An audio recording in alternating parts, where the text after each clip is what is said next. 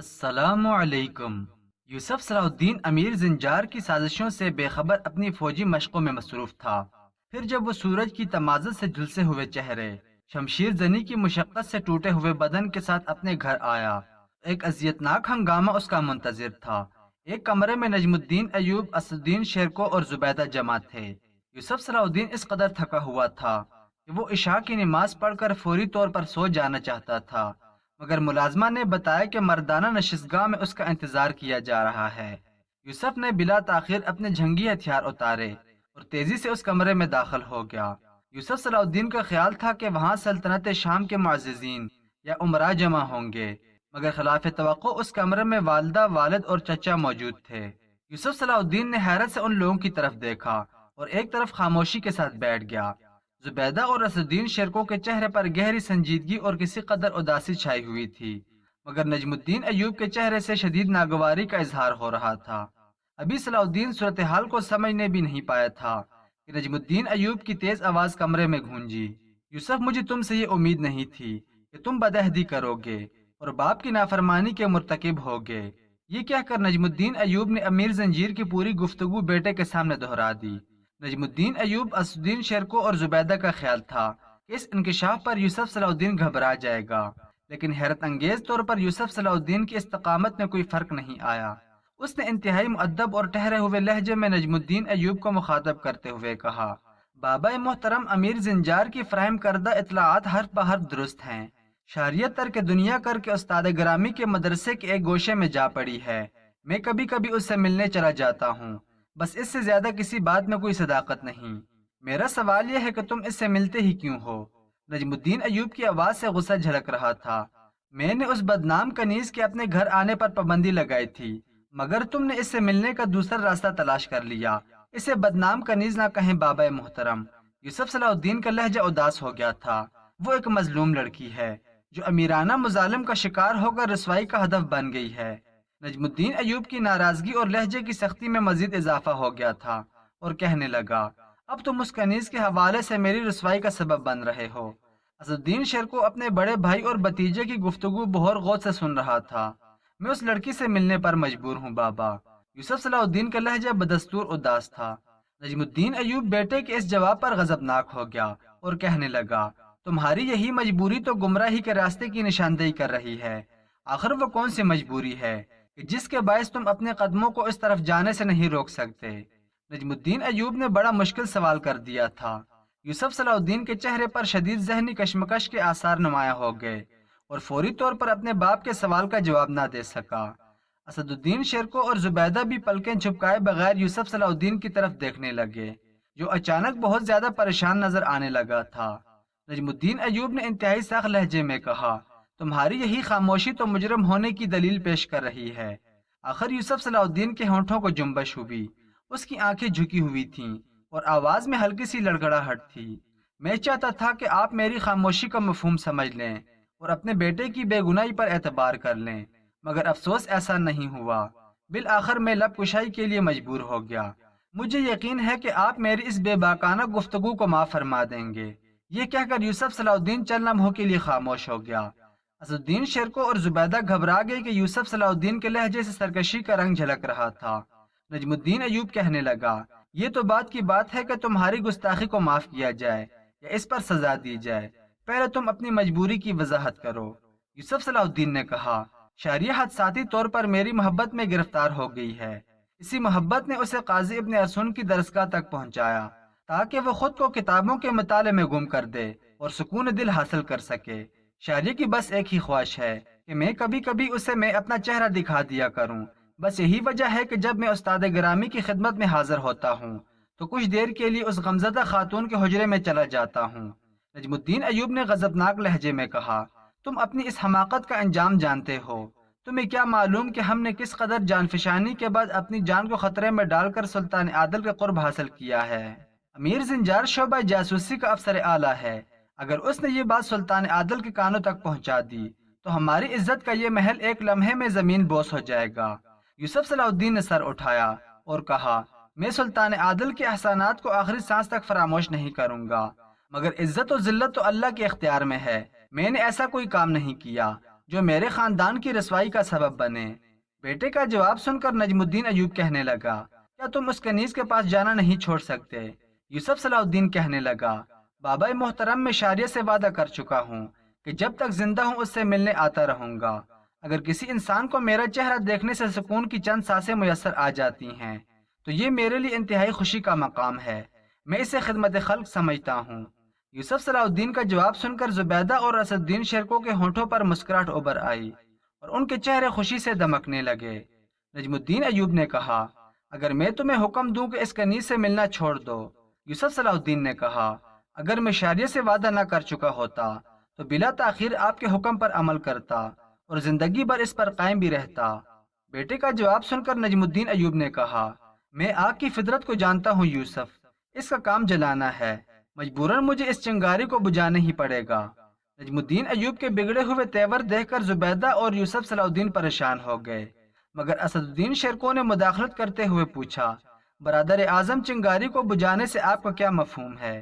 نجم الدین ایوب کہنے لگے، میں اس فریبکار کنیز کو شام کی حدود میں رہنے نہیں دوں گا، میں سلطان عادل سے درخواست کروں گا کہ میرے خاندان کو اس فتنے سے نجات دلائی جائے۔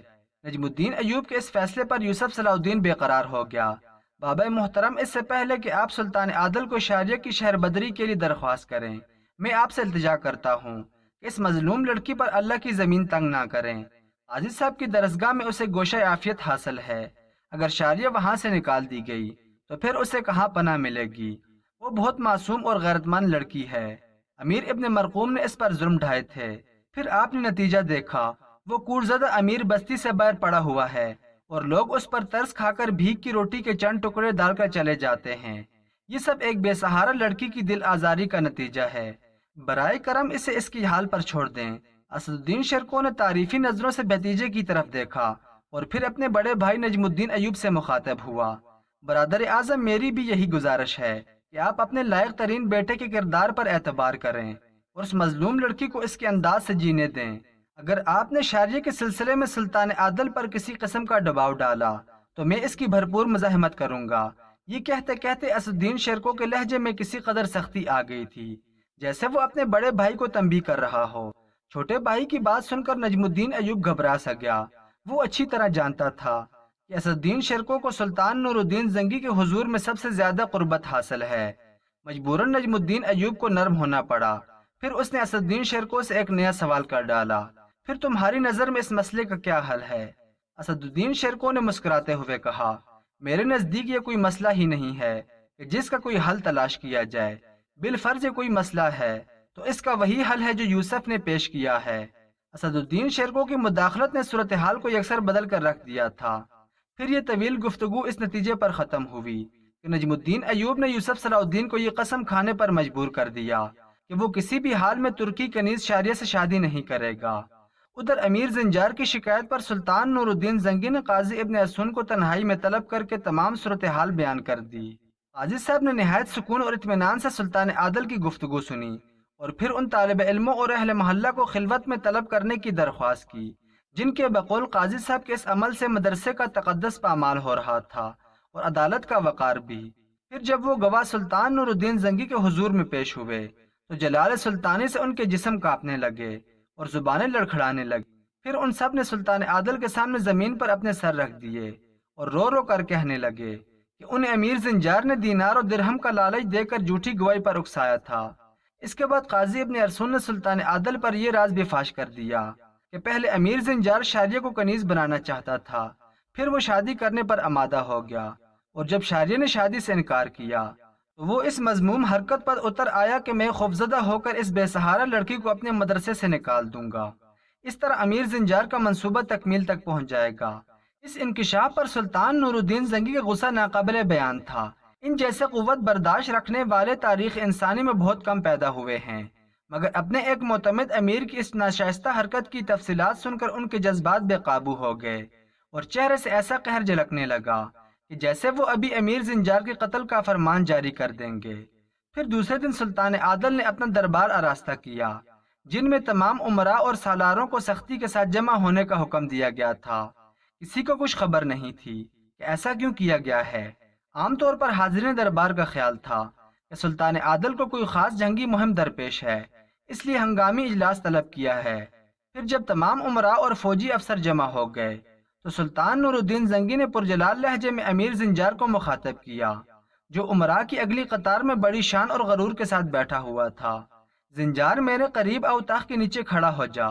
سلطان عادل کی پرہیبت آواز سن کر دربار میں سناٹا چھا گیا اور امیر زنجان کے چہرے سے وحشت ٹپکنے لگی۔ پھر وہ لڑکڑاتے ہوئے قدموں سے اٹھا اور تخت کے قریب جا کر کھڑا ہو گیا۔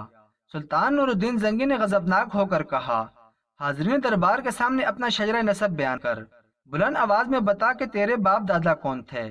سلطان عادل کا حکم سن کر امیر زنجار کو کچھ دیر کے لیے سکتہ سا ہو گیا۔